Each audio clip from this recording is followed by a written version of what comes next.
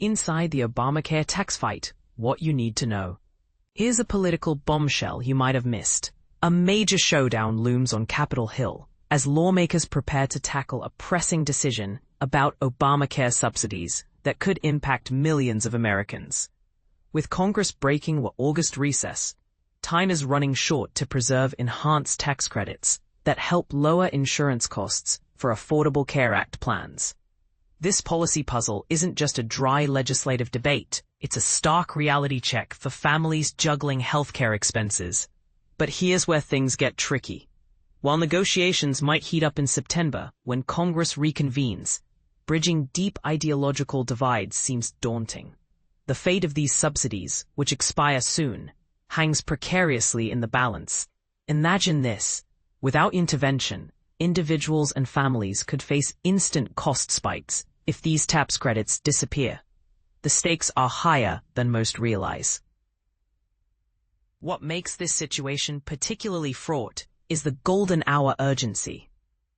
While some lawmakers push for permanent solutions, others argue that extending these benefits could burden future budgets. The tension between compassion and fiscal responsibility sparks heated debates. Yet many Americans remain unaware how profoundly this decision impacts real-world healthcare access. For deeper analysis, including exclusive reports about legislative battles and tax policy developments, visit link. This behind-the-scenes look reveals the high-stakes strategy shaping Washington, part of our premium policy coverage. But here's the million-dollar question. Can Congress balance competing priorities and secure a last-minute deal? Or will partisanship prove insurmountable? What's your take? Should tax credits be made permanent? Or is there a middle ground solution waiting to be discovered? The clock is ticking. Editorial images courtesy of Getty Images. Political advertisements sourced from Ad Impact are breaking. Montana health insurance rates to spike 25 to 28% in 2026. ACA update. Imagine waking up to a shocking surprise. Your health insurance premiums have skyrocketed by nearly a third. For Montanans who buy individual health plans through the federal marketplace, this nightmare scenario could become a reality in 2026. But here's where it gets controversial. The proposed rate hikes are not just about rising medical costs. They're a direct result of political decisions that could leave many Montanans struggling to afford healthcare. Let's dive into the details and explore the implications of these proposed changes. Two major insurance providers in Montana, Blue Cross Blue Shield of Montana and Mountain Health Cooperative, have submitted their preliminary rate proposals for 2026. Blue Cross Blue Shield is seeking an average increase of 28% across its individual plans, while Mountain Health Cooperative is proposing a 25% jump. These proposals, released by federal health officials on August 1st, offer a glimpse into how Montana insurers are bracing for changes in the Affordable Care Act, ACA marketplace, as we head into the new year. To put these increases into perspective, consider that in other states, insurers have requested a median premium increase of 15% for 2026, according to a July analysis by the Peterson Center on Healthcare and KFF. But Montana's proposed hikes are significantly higher, and this is the part most people miss. The actual rate changes will vary greatly depending on the specific plan. For instance, Blue Cross Blue Shield's Blue Preferred plan is expected to see a roughly 23% increase, while the Blue Focus plan could rise by as much as 33%. So, what's driving these steep hikes? According to Blue Cross Blue Shield of Montana, the proposed rates are a response to anticipated increases in medical and drug costs for members. The company cites factors such as changes in reimbursement rates to providers, shifts in service utilization, and the introduction of new medical technologies. But here's the kicker. These cost increases are not just about market forces.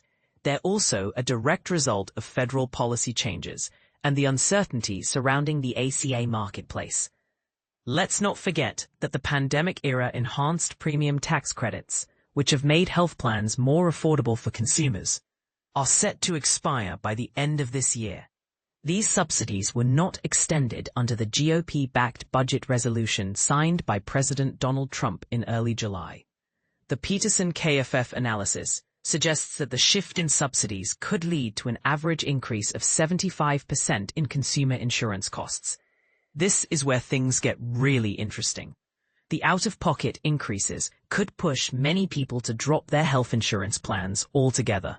But even with the higher costs, those with chronic or serious health conditions may still need to stay insured, making the overall insured pool more expensive for insurers to cover. Blue Cross Blue Shield of Montana spokesperson Brian Campen acknowledged that the expected end of enhanced federal subsidies influenced the company's proposed 2026 rates.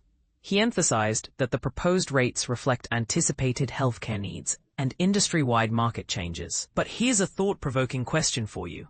Should insurance companies be allowed to pass the buck to consumers like this? Or is there a better way to manage these costs?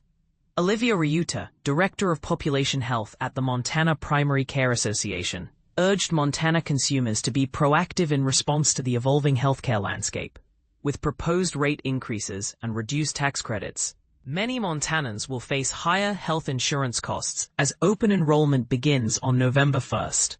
Ryuta advised everyone to actively update their marketplace applications to explore all available options and find a plan that fits both their budget and healthcare needs. David Sanders, Chief of Staff for the Montana State Auditor's Office, which oversees and regulates insurance companies, confirmed that the proposed rate increases are preliminary estimates. The Auditor's Office anticipates completing a review of the requested changes by August 13th. Sanders emphasized the office's commitment to ensuring that health insurance remains accessible and affordable for all Montanans. But here's the million-dollar question. If these rate increases go through, will the ACA still be affordable for the people who need it most? Consumers can provide comments about the rate review to the State Auditor's Office at csi.rates@mt.gov. So what do you think? Should Montanans brace for these steep increases, or is there still time to fight back against these proposed hikes? The floor is yours. Share your thoughts in the comments below.